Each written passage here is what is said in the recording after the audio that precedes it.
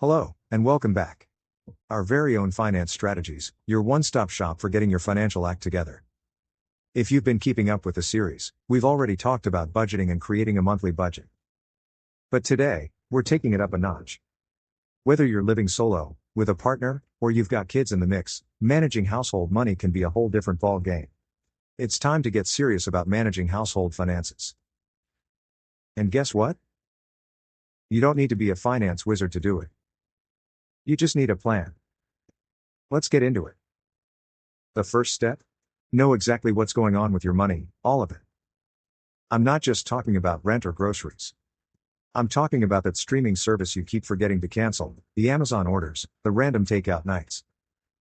Sit down, get everyone involved, and figure out where every single dollar is going. If you're in a partnership, talk to your significant other. Yeah, I'm talking about the awkward money talk. If you don't know how much each of you brings in, or how you're spending it, you're already off track. Transparency is key. If your partner's blowing $300 on DoorDash every month, that's a problem you both need to be aware of. Alright, let's break it down by categories. There are three main areas that eat up the bulk of your money, and I call them the big three. 1. Housing. Whether you're paying rent or a mortgage, this will always be a big chunk of your budget. In Canada, it's common for people to spend over 30% of their income on housing. 1. But here's where you need to get smart. If you're renting, can you negotiate? And if you own, have you refinanced your mortgage recently to take advantage of better rates? If not absolutely necessary, do you really need that downtown Toronto condo, or can you consider living a little further out? Maybe even house hack, rent out a room or basement suite to cover part of your housing costs. You could also rent out extra parking space. Because today, people might have a house but not a parking space. At least reality of Scarborough or Waterloo. The trick is to stop thinking of housing as a dead cost and start finding ways to optimize it. 2. Transportation. Here's where a lot of people drop the ball.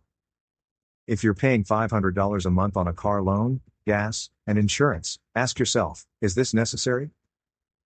In big cities like Toronto, Montreal, or Vancouver, ditching the car for public transit could save you thousands a year. I mean, unless you're able to pay back through carpooling, rides, commuting hours a day, or living in a remote area, is owning a car really worth it? Let's give our planet a break too. 3. Groceries and food. This is a sneaky one. Plus, don't forget the environmental benefits, eh? You think you're just buying basics, and suddenly you've spent $300 at Costco. Plan ahead. Make a shopping list and stick to it. Use apps like Flip or Reebok to find deals, price match, and make sure you're not getting ripped off.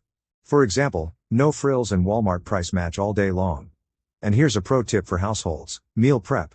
When you plan meals in advance, you can bulk buy, reduce food waste, and avoid those last-minute takeout cravings.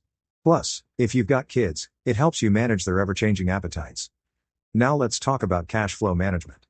We're not just balancing books here, people, we're running a small-scale enterprise, especially if you've got a family. Here's a no BS approach. 1. Joint account versus separate accounts. If you're managing money with a partner, figure out how you want to split things. Some people love joint accounts, others prefer keeping things separate. There's no right answer here, just whatever keeps the peace. But make sure all the bills are covered. Split responsibilities clearly. You don't want the hydro bill falling through the cracks because someone forgot. 2. Automate the essentials. Automate payments for your recurring bills, rent, utilities, phone, insurance, anything that's fixed. The last thing you need is a late fee because you were too busy binge watching Netflix. Pro tip: create a buffer. Always keep a just-in-case buffer of at least 1 month's worth of expenses. That way, if a bill comes in unexpectedly, you're not scrambling. Now, another thing is household finances. Those aren't just about getting by. You need goals, big ones. Whether that's saving for a down payment, planning a family vacation, or getting rid of your debt, you need to aim for something. 1. Debt payoff. If you've got credit card debt, student loans, or car payments, prioritize them. Use the avalanche method to knock out high-interest debts first, or the snowball method to gain momentum by paying off smaller debts first. 2. Savings buckets. Set up specific savings buckets. Have a separate account for your emergency fund, one for your vacation, and one for your future house. The more visual and tangible your goals are, the easier it is to stick to them. 3. Invest together. Once you're handling your day-to-day finances like a pro, don't sleep on investments. Whether it's contributing to your TFSA or RRSP or using robo-advisors like Wealth Simple, start early. Even if it's $50 a month. The key is consistency. Okay, here's a truth bomb. If you don't regularly communicate about household finances, you're setting yourself up for tension, straight up fights even. Sit down once a month, review where you're at, and course correct if needed. 1. Weekly money check-ins. These are quick touch points. Look at what you've spent so far and what's coming up. Are you still on track with your budget? You need to adjust for any unexpected costs? If you can get ahead of problems, you'll avoid stress and financial strain down the line. 2. Monthly financial review. Go deeper once a month. Look at your savings progress, discuss upcoming big expenses, and tweak your strategy if necessary. Celebrate wins. Hit a financial goal? Paid off a loan? Built an emergency fund? Celebrate that. Go for dinner or treat yourself with a guilt-free splurge. You earned it. No matter how well you budget, life will throw curveballs or googly. Maybe your kid needs braces, or your furnace craps out midwinter. That's why having an emergency fund isn't a luxury, it's a necessity. And when the unexpected hits, don't panic. Take a deep breath, assess, and use your buffer or emergency fund. If necessary, adjust your budget temporarily, but don't let one crisis derail the entire system. So in conclusion, managing household finances isn't easy, but it doesn't have to be a nightmare either.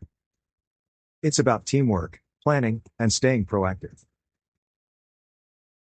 Whether you're a couple, a family, or living with roommates, the key is open communication and having a plan in place.